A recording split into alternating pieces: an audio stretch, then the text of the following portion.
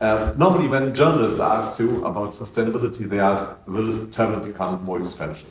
And I would say, I can't say this because innovation is going faster and faster and faster. And there's always disruption in technology and so on. I would say at some point we change our behavior. And what was just mentioned before, we are saying experience is a new luxury. Yeah, and I think that's something that you could see before the pandemic with the generation before me. Yeah, the way young guys, they don't ask for a new car. Probably as the Germans in the past, when your neighbor had a new car, you looked, what is your car, and you need a bigger one. Yeah. And in the past, the young generation, they wanted to own a flat. Now we are talking about sharing economy. It's a lot about sharing economy, but on the other hand, people want to have these experiences. And this probably has developed more during the pandemic, because we just discussed yesterday about this. There have been times I was in my living room and I've been looking TV and asking myself, will I ever go back to the United States when I saw everything was closed during the pandemic? I was not sure at that time. And the Germans are a little bit traditional, as you know, and I remember one person telling me, it was a doctor, and he said, "Oh, you're funny guys. When you're young, you put all your money on an account, and then they say you will use it when you're older. Yeah, when in good times, when you're in good shape, when you're older. But sometimes you're not in good shape when you're older, when you have all the money." And probably this has changed now through all generations, as people want to live their life, well, the happiness you just mentioned. I believe this is a strong trend.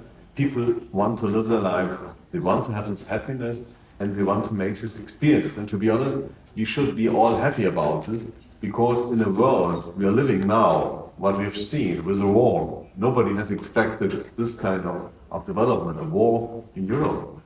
We should be happy about people. They travel around the world, they make experiences, they know about countries, they learn about other cultures, foreign cultures, dialogue of cultures. I would say this industry is a peacemaking industry. So happiness is your final word. Maria, quickly, if I can go to you, we are over time, but you can give us a closing. For authenticity, I think it's very important. Responsible tourism. If we all do that, we will accelerate these changes that we need that, to boost for sustainability. Thank you, Andreu. Closing words.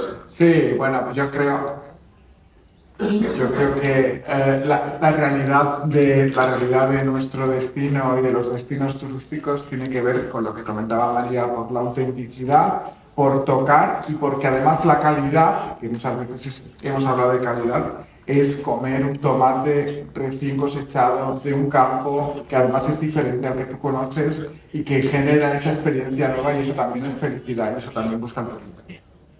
I see a theme here. Well, can you give us your final thoughts, please? To follow the theme, I would say that we have to make sure, all involved, that when people buy a trip or a vacation, they're buying happiness and a feel-good experience. We're finishing on a very positive theme here. Mark? Let me just bring it back to sustainability. I mean, I've been hugely encouraged by, thank you to you and Dr. and Mallorca. The level of engagement, has risen. We couldn't have had this about 10 years ago, I think, with the active participation of the destinations, the hoteliers, tour operators. So I think, huge challenges, but like Thomas, I'm an optimist, and I think, we can push on and deliver all of the happiness and a sustainable future for the sector. Thank you, Mark. Ladies and gentlemen, if you put your hands together, please, for our panel.